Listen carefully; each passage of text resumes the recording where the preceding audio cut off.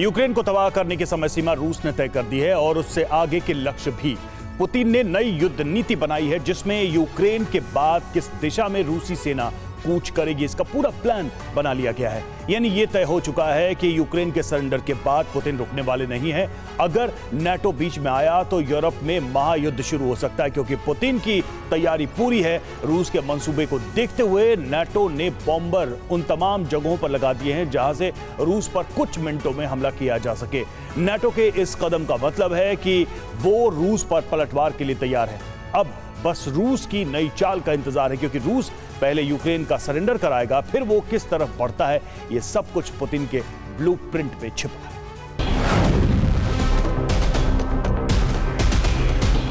अगर नाटो को लग रहा है कि यूक्रेन का कुछ हिस्सा कब्जाने के बाद रूस युद्ध रोक सकता है, तो नाटो का यह सोचना उसके लिए अभिशाप बनने जा रहा है।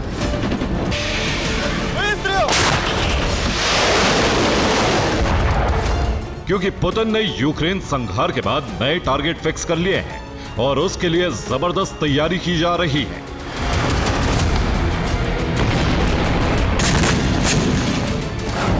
पुतिन ने नए रक्षा बजट में 30% की बढ़ोतरी की है, जिससे नए हथियार और गोला बारूद बनाया जाएगा। इसके अलावा क्रेमलिन ने हथियारों का प्रोडक्शन बढ़ाने का आदेश दे दिया है। वेपन फैक्ट्री में दिन रात हथियार बनाए जा रहे हैं। ईरान नॉर्थ कोरिया से हथियार मंगाए जा रहे हैं। नॉर्थ कोरिया से ज्यादा सैनिक भेजने के लिए पुतिन ने किम से कहा है। इसके अलावा बाल्टिक से लेकर काला सागर तक घेराबंदी की जा रही है।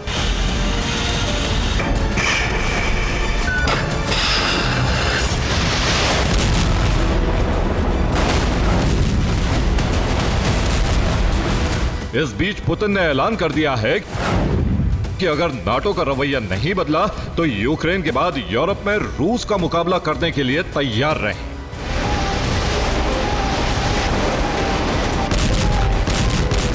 इस धमकी का सीधा मतलब है कि पुतिन ने तैयारी कर ली है, यानी कभी भी यूरोप में महायुद्ध का ट्रिगर दब सकता है। अभी का प्लान क्या है यह समझिए। एक तरफ सर्दियों में यूक्रेन की तबाही का प्लान तेजी से आगे बढ़ाया जा रहा है, दूसरी तरफ कुर्स्क को खाली कराने के लिए क्रेमलिन ने नए सिरे से रणनीति बनाई है, जिसमें यूक्रेनी सैनिकों को पीछे धकेलने के लिए ग्राउंड ऑपरेशन तेज कर दिया है।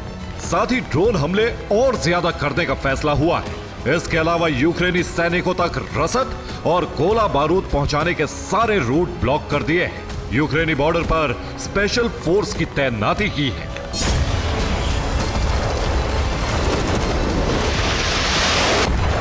पुतिन की तैयारी है कि ट्रंप की ताजपोशी से पहले यूक्रेन पर संपूर्ण कब्जा कर लिया जाए, जिससे ट्रंप से डील में आसानी हो। रूस को दूसरा फायदा यह होगा कि नेटो का पूरा फोकस यूक्रेन को बचाने पर होगा और इस दौरान पुतिन बाल्टिक में दायरा बढ़ा सकते हैं। पुतिन ने यूक्रेन के बाद जो टारगेट फिक्स किए हैं उसमें सबसे पहले नंबर पर बाल्टिक देश हैं, लिथुआनिया, लातविया और एस्टोनिया। इसके बाद नॉर्डिक देशों पर भी हमला किया जा सकता है, यानी नॉर्वे, फिनलैंड, स्वीडन और डेनमार्क। जबकि इसके अलावा पोलैंड, ब्रिटेन के अलावा जर्मनी और रोमानिया भी टारगेट पर हैं।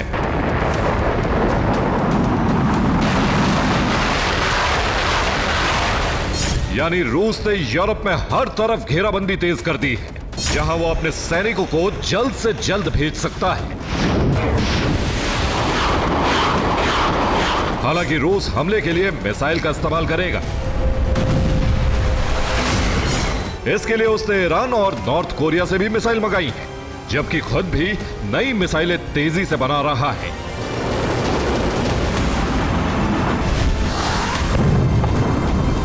पुतिन के प्लान को लेकर नेटो की बेचैनी बढ़ गई है। अब उन नेटो बेस को हाई अलर्ट पर डाला जा रहा है जो रूस के पास पड़ते हैं। फिनलैंड में अमेरिका ने बॉम्बर भेजे, यानी अगर रूस हमला करता है तो उस पर तुरंत जवाबी हमला किया जा सके। हालांकि अभी अमेरिका जो तैयारी कर रहा है वो बाइडेन शासन के निर्देश पर हो रही है। ट्रंप के सत्ता संभालने के बाद यूरोप में समीकरण बदल सकते हैं।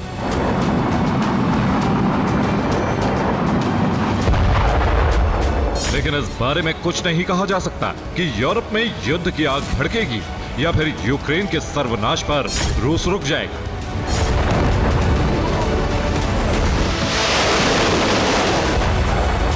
हालात जो भी रहे, लेकिन रूस हर परिस्थिति के लिए तैयार है। रूस के नए बजट में रक्षा बजट को बढ़ाया जाना इसी का संकेत है।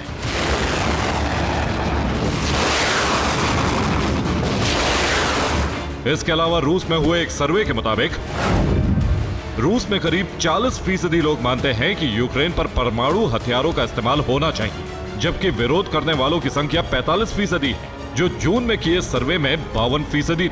यानी यूक्रेन पर परमाणु हथियारों के इस्तेमाल के लिए सहमति जताने वालों की संख्या में तेजी से इजाफा हो रहा है।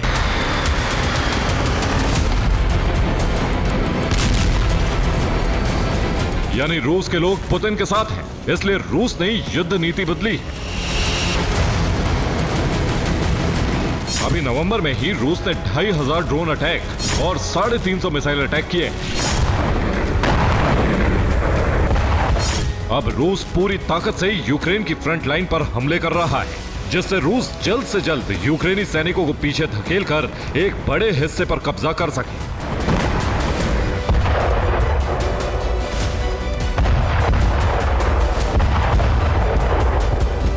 खार्किव में पिछले 24 घंटे में 9 बड़े हमले किए गए। कई इलाकों में भीषण जंग जारी है, जिसमें वोवचांस्क और लोपान शामिल है, जबकि कुपियांस्क में 7 हमले किए हैं। कुपियांस्क के लोजोवा और जागरीजोव में भारी तबाही हुई है। चार्सेवियार के पास 16 हमले किए गए, जिसमें यूक्रेन के कई आर्म्ड व्हीकल कबाड़ हो गए, जबकि तोरेस्क में 10 घंटे से ज्यादा समय से भीषण जंग जारी है। रूसी फौज और यूक्रेनी सैनिक अभी भी आमने सामने की जंग लड़ रहे हैं। रूस ने हमले के लिए ज़ेपोरिज़िया में युद्ध की अलग रणनीति बनाई। इसी तरह कुर्स्क में भी रूस हमलावर हो चुका है। यूक्रेनी सैनिकों को पीछे धकेला जा रहा है। इस दौरान एक आर्म्ड कार से हथियार भी बरामद किए गए।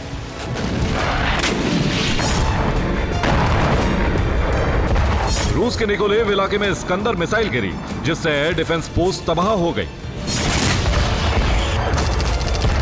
इसके अलावा आधी रात में 16 ड्रोन हमले किए गए।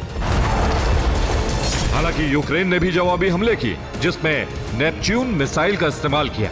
रूस का दावा है उसके डिफेंस सिस्टम ने इसे इंटरसेप्ट कर लिया, लेकिन यूक्रेन अभी रुका नहीं। रूस का गुस्सा बढ़ता जा रहा है।